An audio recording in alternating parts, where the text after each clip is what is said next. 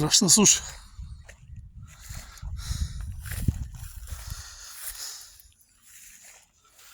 На сметка на това пък е и голяма жега.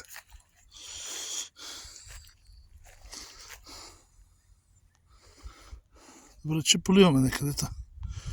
Даже тревата около дърветата умря. Там дед поливам и тя трева. И тая трева умря.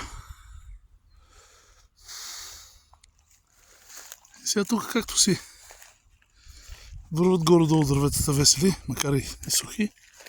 Изнъж това бере душ. Цялото обадеми. И за какво с такъв цвят? Водата си тече, даже съм му засилил тук. Тази тиска съм я махнал. Вчера го провървах, вода му тече много.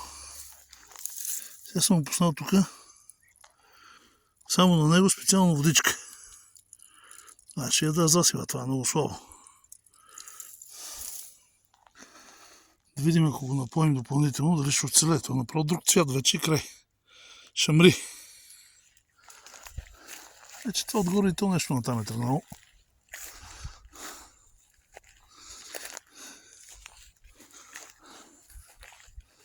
Абе, страшна суша.